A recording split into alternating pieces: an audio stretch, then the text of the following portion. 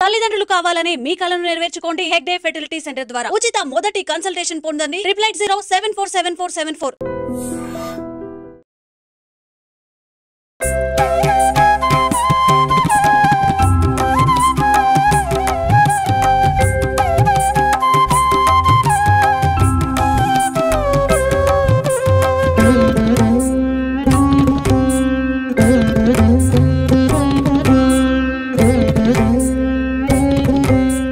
నమస్కారం, welcome to I dream. మన సంస్కృతి కార్యక్రమానికి స్వాగతం. నేను మీ విజిత.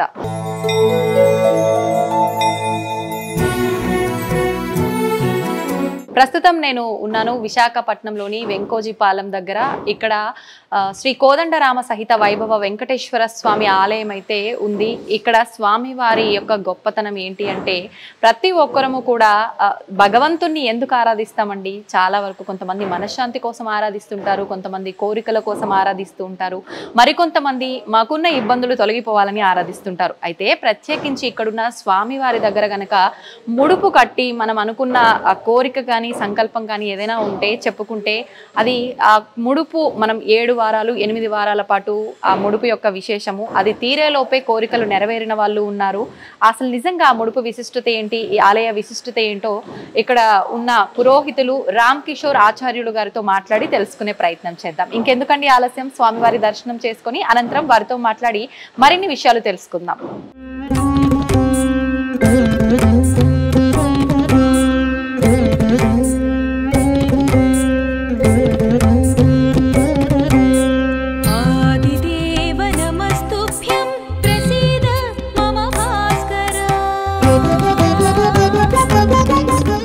నమస్కారం అండి.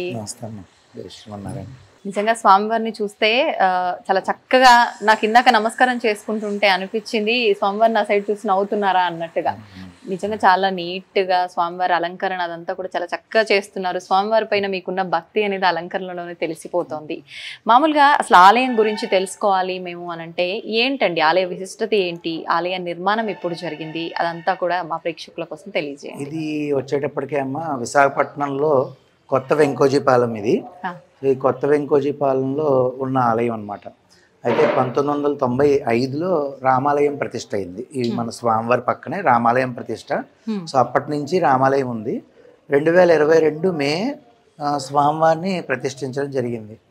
అంటే ఈ ప్రతిష్టలో ఉన్న విశేషం ఏంటంటే, ఇక్కడ ఈ కొత్త వెంకోజీపాలెం అనే అంటే ఈ గ్రామ పంచాయతీ కింద వస్తుంది. సో ఇక్కడ దీంట్లో ఏంటంటే ఇంచుమించు ఒక 300-400 ఇళ్ళు ఉంటాయి.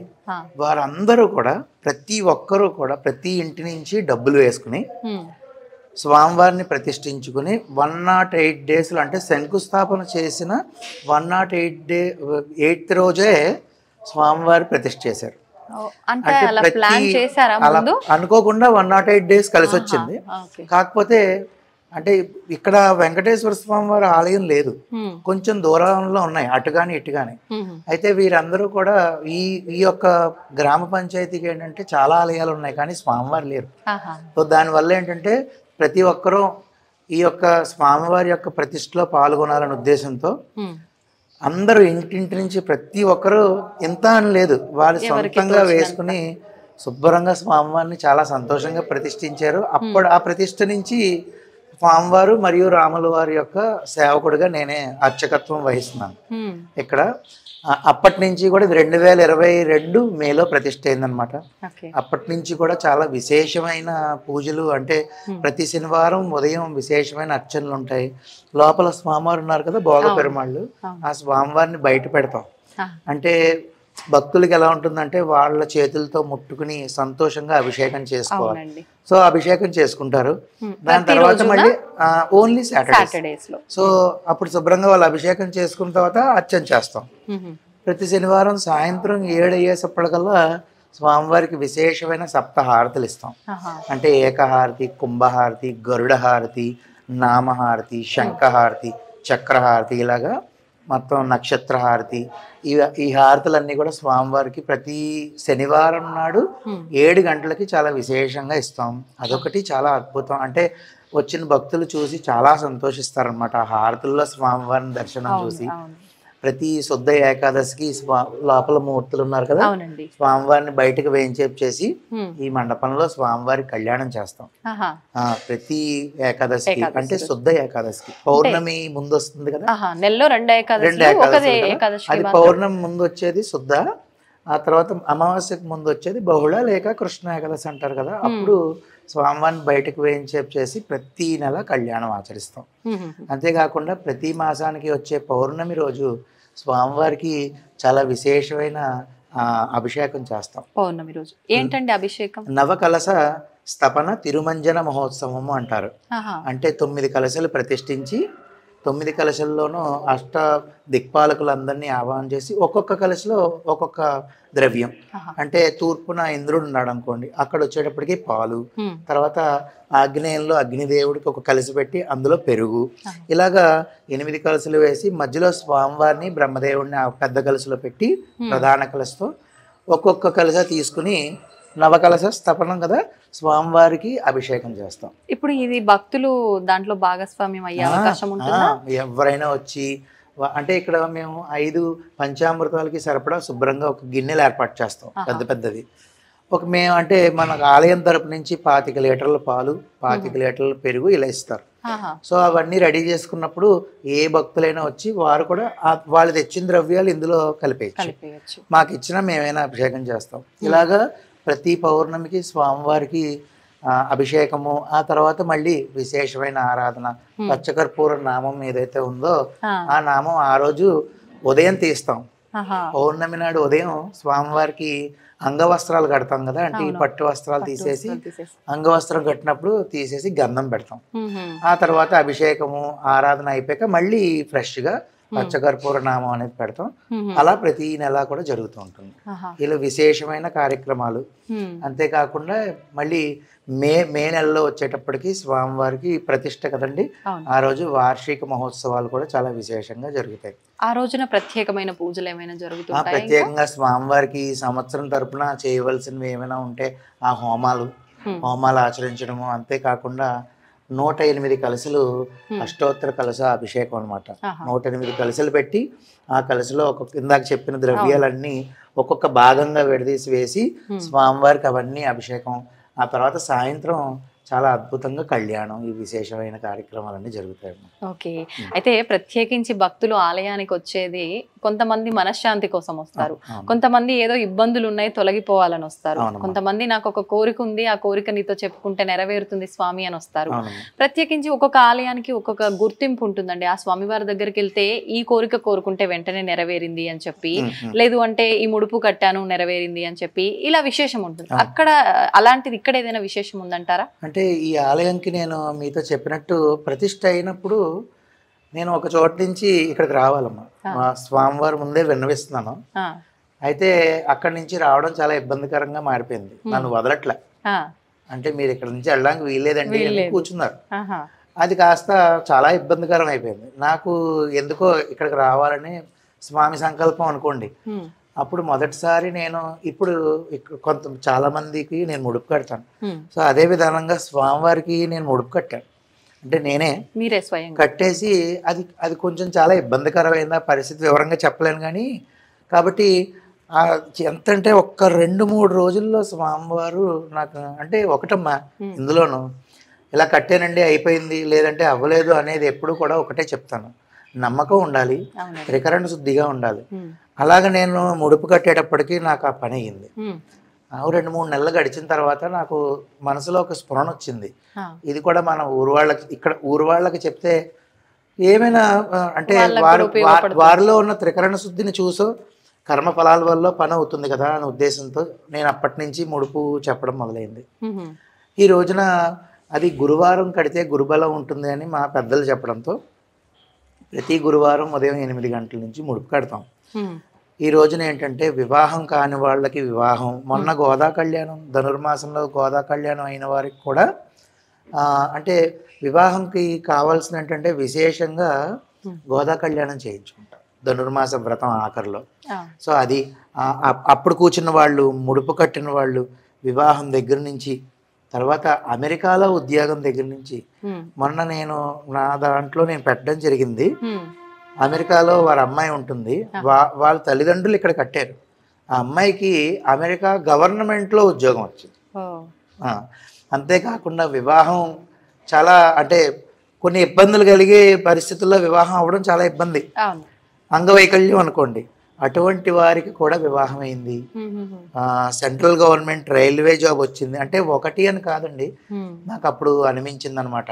అంటే ఎంతమంది ఇన్ని రకాలుగా స్వామివారి కోరిక తీరుస్తున్నారు. మీరు అన్నట్టు ఇందాక మొదట్లో అన్నట్టు ఆయన ఒక్కొక్కసారి ఒక్కొక్కలాగా అనిపిస్తూ ఉంటారు.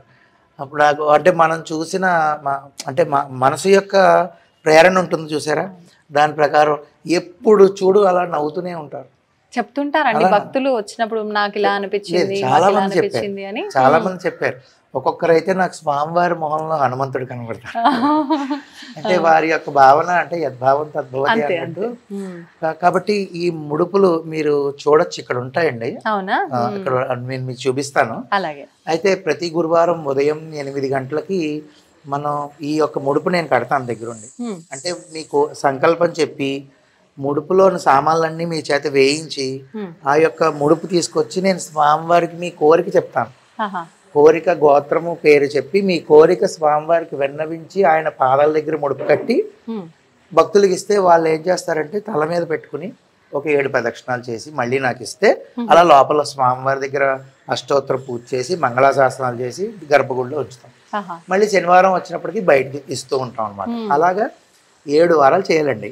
అంటే వాళ్ళ 7 వారాలు ఆలయానికి రావాల్సి ఉంటుందా అండి? ఆడవారికి ఒక వారం ఒక రోజు పర్వాలేదు, ఒక వారం పర్వాలేదు, అది స్వామికి ఇదే కాబట్టి ఒక వారం తప్పిన మగవారు మాత్రం ఖచ్చితంగా రావాలి. అంటే మగవారు కూడా కట్టొచ్చు ఈ ముడుపులు? అయ్యో సంతోషంగానమ్మా, ఎవరైనా కట్టొచ్చు. మామూలుగా ఈ పూజలు ముడుపులు ఇలాంటివి అంటే ఎక్కువగా ఆడవాళ్ళే ముందుంటారు కదా, అది శాతం ఎక్కువ. అవును, కానీ మగవారి శాతం వాళ్ళు ఉద్యోగం ఇంట్లో ఉంటారు కదా పాప, ఇంట్లో ఉన్న ఆడవారు అందరూ చూస్తారు. మగవారు కూడా సతీ సమేతంగా వచ్చి బోళ్ళంత మంది దంపతులుగా ముడుపు కట్టున్నారు. సో అలాగే 7 వారాలు రావాలి. ఒక వారం వడ్డీ వారం కింద ఒక వారం ఎక్స్ట్రా 8 వారాలు రావాలి. ఈ లోపలనే నిన్న 2 చెప్పెళ్ళారు నాకు. ఒకరికి పాపం చదువుకి విదేశీయానికి వెళ్తుంటే లోన్ శాంక్షన్ అవ్వలేదని కట్టారు. 3 నెలలు అయింది కదా, 3 వారాలు అయింది కట్టి. నిన్న వచ్చి వారు చెప్తుంటే నాకు చాలా ఆనందం అనిపించింది. అంటే వాళ్ళు అనుకున్నది అయిపోయింది. అంటే లోన్ శాంక్షన్ కంప్లీట్ గా 8 వారాలు అవ్వకుండా అయ్యింది. అలాంటి వాళ్ళు చాలా మంది ఉన్నారు. అంతేకాకుండా నిన్నే ఒకళ్ళకి సమ్ ప్రెగ్నెన్సీకి డెలివరీకి ప్రాబ్లం అని డాక్టర్ గారు ముందే చెప్పారు. దానికోసం కట్టారు 7 వారాలండి. నిన్నటితో 7 వారాలు. ఆవిడ అసలు ఆనందానికి అసలు అవధులు లేవు. నేను ఇలాగా వచ్చిన వాళ్ళందరివి నాకు వీడియో తీయాలని ఉంటుంది. అంటే అడిగి తీయించుకోవడం ఎందుకులే అన్న ఫీలింగ్ తో ఉంటాను, కానీ ఏదో మనం చెప్పుకున్నట్టు ఉండకూడదు, వారు భక్తులు చెప్పుకునే వస్తున్నారు అని. నిన్న మాత్రం ఆవిడ ఒక వీడియో, ఏమో ఎంత సంతోషపడిపోతున్నారు కదా, ఒక చిన్న వీడియో తీనా అంటే, నా వల్ల 10 మందికి తెలిస్తే సంతోషమే కదా, తీయండి అంటే వీడియో తీసాను. అలాగా ఒక్కొక్కరికి ఒక్కొక్క విధంగా. చాలా మందికి ముడుపు కట్టి 8 వారాలు అయిపోయిన తర్వాత 3 నెలలకి 6 నెలలకు కూడా రిజల్ట్ వచ్చింది. అంటే అది వాళ్ళు చేసుకున్న కర్మను బట్టి ఆలస్యం అవుతుంది అంటారా? చాలా కరెక్ట్ గా చెప్పారు. కొన్ని కర్మ ఫలితాలు ఉండడం వల్ల ఇప్పుడు మనం ఎంత చేసినా ఆ ఫలితం అయితే అక్కడికి పోదు, కానీ కర్మలు తగ్గుకుంటూ వస్తాయి. సో అది కొంచెం సమయం తీసుకోవచ్చు. సో ఆ విధంగా స్వామివారికి ఇక్కడ ఇంచుమించుగా ఒక మాటలో చెప్పాలంటే ముడుపుల వెంకన్న అని పేరు పెట్టుకున్నారు. భక్తులు ముడుపుల వెంకన్న అని పేరు పెట్టుకున్నారు. మేము ఎప్పుడు కూడా గోవిందనామ స్మరణ శనివారాలు చేసినప్పుడు ముడుపుల వెంకన్న వరద గోవింద అని చేసుకుంటాం. అదే విధంగా స్వామివారు ఎంతమంది ఏ విధంగా వచ్చినా సరే వచ్చి అలా మీరు ఇందాక అన్నట్టు మనశ్శాంతిగా కూర్చుంటారు. ఆయన్ని చూస్తూ ఉంటారు. కొంతమంది గోత్రం చెప్పండి అంటే కూర్చుంటాం, కంగారు లేదండి గురుగారు అంటారు తప్ప ఆయన చూస్తూ కూర్చునే అవకాశం ఇక్కడ కూర్చుంటారు. అలా చూస్తూ ఉంటారు. ఒక్కొక్కళ్ళు వచ్చి విపరీతమైన కళ్ళనీళ్ళతో బాధపడిపోతారు. నేనేం మాట్లాడను అంటే వాళ్ళు స్వామితో మాట్లాడుకుంటారు అనే దీంట్లో ఉంటాను. అలాగా అందరూ వింటారమ్మా. స్వామివారు మాత్రం అంటే నేను ఒకటి ఇక్కడ మన స్వామని కాదు, నేను నమ్మకంగా త్రికరణ శుద్ధిగా మనసా వాచ కర్మణ మనం ఏ విధమైన పూజ ఆచరించినా అది స్వామివారు అందుకుంటారు అనడంలో ఎటువంటి సందేహం లేదు. మనం సంశయాస్మ వినస్పతి అంటే ఒకవేళ మనం సందేహం పడ్డామా అది మనం నేను చెప్పలేను. అంటే ముందే అవుతుందో లేదో అనే ఒక సందేహంతో ఏ పని చేయకూడదు, నమ్మకం ఉండాలి. అందులో స్వామికి సంబంధించి మీ ఇష్టదైవం అవ్వనివ్వండి, నా ఇష్టదైవం స్వామివారు అవనండి, శివుడు అవనివ్వండి, ఎవరైనా కూడా మనం త్రికరణ శుద్ధిగా నమ్మి ఆచరిస్తే ఫలితం వచ్చి తీరుతుంది. నాకు ఎంతో మంది ఉన్నారు అలా. ఒక అర్చకుడిగా నిత్య స్వామి సేవ చేసుకునే వ్యక్తిగా స్వామి ముందే చెప్తున్నా, ఎంతో మంది ఉన్నారండి. ఇక్కడ ఈ 3 ఏళ్లలోనే ఎంతో మంది భక్తులు, నాకు ఎంతో ఆనందకరంగా ఉంది. అంటే భక్తుల్ని ఆ విధంగా చూడడము. ఏం కావాలండి మనకి? శ్రీకృష్ణ పరమాత్ముడు ఏమన్నాడంటే, నువ్వు నీ గురించి ఆలోచించుకునే కన్నా నువ్వు సమాజం గురించి ఆలోచిస్తే నీకు ఆటోమేటిక్ గా జరగవలసిన, నీకు రావాల్సినవన్నీ వస్తాయి అన్నాడు. అలాగా ఇది 10 మందికి తెలిసి 10 మంది కట్టారు, 5గురికి ఉపయోగపడినా మిగిలిన 5గురు అవ్వలేదని బాధపడక్కల్లా. వచ్చారండి ప్రతి శనివారం దూరాబారాలు, ఇక్కడి నుంచి ఎంతో దూరం, ఎందుర్తి శ్రీకాకుళం నుంచి వచ్చి కట్టారు, విజయనగరం నుంచి వచ్చి కట్టారు, ఆ తర్వాత ఆమదాల వలస అని అక్కడి నుంచి వచ్చి కట్టారు. ఇంకొంచెం బాగా దూరమైన వాళ్ళు నన్ను అడిగితే నాకు కట్టాలని ఉంది కానీ నేను రాలేను గురువుగారు అంటే, వాళ్ళ గోత్రం పేరు చెప్పి నేను కట్టాను. మరి ఇప్పుడు అలా వాళ్ళు రాలేకుండా మీరు కట్టినప్పుడు వాళ్ళు అక్కడ ఉండి నియమాలు పాటించాల్సి, నియమాలన్నీ వారు పాటిస్తే వారు అంత నమ్మారు కదా మన స్వామిని, ఆ నమ్మకం వారికి కలగాలి, మంచి జరగాలని ప్రదక్షిణ నేను చేస్తాను. వారి ముడుపులు ఏవైతే ఉంటాయో అలా 3-4 ఉన్నారు. ఒంగోలు నుంచి ఒకళ్ళు అలా కట్టారు, బెంగళూరు, అమెరికా నుంచి ఒక 2 ఇలా ఉన్నారు. వారి కోసం మరి వాళ్ళ నమ్మకం ఇది అవ్వకూడదు కదండి. ఏముంది, వాళ్ళ పేరు చెప్పి నేను నాకు భక్తులు హడావుడి అయిపోయాక ఎప్పుడు ఖాళీ ఉంటానో చూసుకుంటాను. ఉదయాన్నో రాత్రి అని చెప్పలేను, సంతోషంగా ప్రదక్షిణాలు ఆచరించేస్తాను, చకచక ఆచరించి లోపల పెట్టేస్తాను. మరి వాళ్ళు స్వామిని నమ్మినందుకు నేను ప్రదక్షిణం చేస్తానని నన్ను నమ్మినందుకు నేను చెయ్యను. నిజంగా ఇది మీ మంచి మనసు అనుకోవాలండి. నిజంగా ఇప్పుడు ఇలాంటి ఒక మహిమ ఉండొచ్చు, ముడుపు ఉండొచ్చు, కానీ ఎవరికి వాళ్ళు వచ్చి చేసుకోవాలమ్మా అని చెప్పే వాళ్ళే ఉంటారు తప్ప వాళ్ళ తరఫున మీరు చేయడం అనేది నిజంగా చాలా తక్కువ మంది చేస్తారు. మీరు నిజంగా చాలా గొప్ప పని చేస్తున్నారు. స్వామివారి అనుగ్రహం అమ్మా, అందులో ఏముంది చెప్పండి. కానీ నాకు నేను ఇందాక అన్నట్టు 10 మందికి ఉపయోగపడితే చాలు. నేను అన్నాను చూసారా ఇందాక, ఒక 5గురికి పని అవ్వలేదని అనుకోండి, కానీ వారు కష్టపడడం దూరం నుంచి వచ్చి వాళ్ళు స్వామివారిని మోసి, ముడుపు మోసి 7 ప్రదక్షిణాలు చేసుకుని పూజ చేయించుకుని వెళ్ళిన ఫలితం స్వామివారు ఏమైనా ఊరుకునే వదులుతారండి? ఇప్పుడు స్వామివారు ఏమంటారు, ఒరే నువ్వు నా వైపు నువ్వు 1 అడుగేస్తే నేను ఈ వైపు 10 అడుగులు వేస్తానంటారు. అలాంటిది వచ్చి కలియుగంలో కలియుగంలో గోవింద అంటేనే మోక్షం, అరుణాచల అరుణాచల అరుణాచల అంటేనే మోక్షం, అంతే కదమ్మా పెద్దలు చెప్పిన మాట. అలాంటిది వచ్చి చేసింది ఫలితం వెంటనే రాకపోవచ్చు, కానీ వచ్చి తీరుతుంది, ఖచ్చితంగా వచ్చి తీరుతుంది. ఆ విధంగా భక్తులు ఇక్కడ ఎంతో మంది చాలా సంతోషంగా వచ్చి పూజలు ఆచరిస్తారమ్మా. సంతోషం అండి. నిజంగా స్వామివారి ఆ విశిష్టమైన లీలలు అవన్నీ చూస్తుంటే చాలా సంతోషంగా ఉంది నాకు. మనకు పక్కనే రాముల వారు కూడా ఉన్నారని చెప్పారు కదా, ఆయన గురించి ఒక 2 మాటలు. రాముల వారిని 95లో ప్రతిష్ఠించడం జరిగింది, 1995లో ప్రతిష్ఠించారు. సో అప్పటి నుంచి కూడా ఈ గ్రామం యొక్క పెద్దలు ఎవరైతే ఉన్నారో వారందరూ పూనుకుని ఇప్పుడు లాగే స్వామిలాగే రాముల వారు ఉండాలి, మీకు తెలియదే ఉంది, సందులకి స్వామివారు ఉండాలని ప్రతిష్ఠించడం జరిగింది. అప్పటి నుంచి కూడా చాలా విశేషంగా ప్రతి బుధవారం పూజలు అవుతాయి. అదే కాకుండా శ్రీరామనవమి మాత్రం చాలా, అసలు ఈ ఊరంతా మీరు చూసారు కదా, ఊరంతా ఇక్కడే ఉంటారు. ఎందుకంటే ఇంకా ప్లేస్ కూడా సరిపోదు. స్వామివారికి అంగరంగ వైభవంగా కళ్యాణం చేస్తారు. ఇక్కడ స్వామివారికి ఇప్పుడు ఏవేవైతే భోగాలు, ఉదయమే బాలభోగం అంటే మార్నింగ్ ఏదైతే భోగం స్వామివారికి పొంగలి ప్రసాదం పెడతామో బాలభోగం, తర్వాత మధ్యాహ్నం రాజభోగం, సాయంత్రం శయన భోగం, ఈ భోగాలు పూజలు ఏవైతే జరుగుతాయి అన్ని కూడా స్వామివారికి అదే విధంగా జరుగుతాయి. అయితే శ్రీ వెంకటేశ్వరుడు కలియుగ దైవం అవ్వడము, దాంతో పాటు ముడుపు గురించి అని చెప్పి ఆ స్వామివారు ముందుకు వచ్చేసారు. ఆయనకన్నా ముందు వచ్చింది ఆయనే, రాముల వారే. కాబట్టి అందరూ ఒకటే కదమ్మా, మీకు తెలియదు. కాబట్టి ఆ విధంగా రాముల వారికి కూడా విశేషమైన అలంకారాలు, నిత్యార్చనలు జరుగుతూ ఉంటాయి. ఆయనకి కూడా మనం అయోధ్యలో శ్రీరాముల వారి యొక్క ప్రతిష్ట అయింది కదా, దానికి వచ్చినప్పుడు పాదుకలు అవి, వెండి పాదుకలు, బంగారం పాదుకలు అవి చేయించి తెచ్చారు. ఇక్కడ ఉన్నారు ఒక ఆయన, ఆయన ఇక్కడ పెట్టి మనం పూజలు చేసి, మొన్న బంగారు కోదండం కూడా మొన్న ఇక్కడ పెట్టి పూజ చేయించాం. అది చాలా అందరూ వచ్చి భక్తి శ్రద్ధలతో, ఈ ఊర్లో ఉన్న వాళ్ళే కాకుండా ఇప్పుడు ఏమైందంటే ఈ ముడుపులు నేను ఊరు వాళ్ళకి మాత్రమే చెప్పాను, కానీ అది నెమ్మది నెమ్మదిగా పెరిగి అందరూ చాలా మంది వస్తున్నారు. వచ్చి ముడుపులు కట్టుకోవడం, ఎంతో భక్తి శ్రద్ధలతో ఆచరిస్తాం మనం అనుకుంటున్నాం, కానీ చాలా మంది ఉన్నారమ్మా.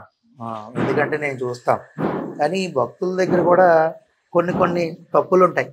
అవి కూడా మనం సమయం వచ్చినప్పుడు చెప్పుకుందాం. తప్పకుండా అండి, మీరు అడుగుదరు కానీ నేను చెప్తాను. అలాగే అలాగే అండి. నిజంగా చాలా సంతోషంగా ఉందండి నాకైతే. స్వామివారిని దర్శించుకున్న తర్వాత ఒక మంచి అనుభూతి కలిగిందనే చెప్పాలి. నిజంగా మీ మాటలు వింటుంటే అనిపిస్తోంది, చాలా మంది ఎంతో సమస్యలతో ఇబ్బంది పడే వాళ్ళు ఉన్నారు. అటువంటి వారి దాకా ఈ వీడియో వెళ్ళాలని చెప్పి, వాళ్ళకు కూడా మంచి జరగాలని చెప్పి ఆశిస్తున్నానండి. నిజంగా చక్కగా వివరించారు మాకు కూడా ఆలయ విశిష్టత గురించి, స్వామివారి వైభవం గురించి. స్వామివారి అనుగ్రహం, మీరు అంత దూరం నుంచి వచ్చి ప్రత్యేకంగా ఈ యొక్క స్వామివారి దర్శనం చేసుకోవాలి అని చెప్పి మీరు రావడం, ఎన్నో నెలల నుంచి వాస్తవానికి మనం అనుకున్నది, కానీ కుదరక, మీకు కుదరక, నాకు కుదరక, స్వామివారి అనుగ్రహం ఎప్పుడు రాసుంటే అప్పుడే ఈ రోజు రావాలని ఉంది. అంటే స్వామివారు మమ్మల్ని ఇక్కడికి పిలిపించాలనుకున్నారు, మిమ్మల్ని అక్కడికి మేము రమ్మన్నాం కానీ మీకు కుదరలేదు, మేమే రావాల్సి వచ్చింది. మాత్రం వాస్తవం. మీ అందరికీ కూడా స్వామివారి దర్శనం అయ్యిందని చాలా చాలా సంతోషం అమ్మా. ధన్యవాదాలండి.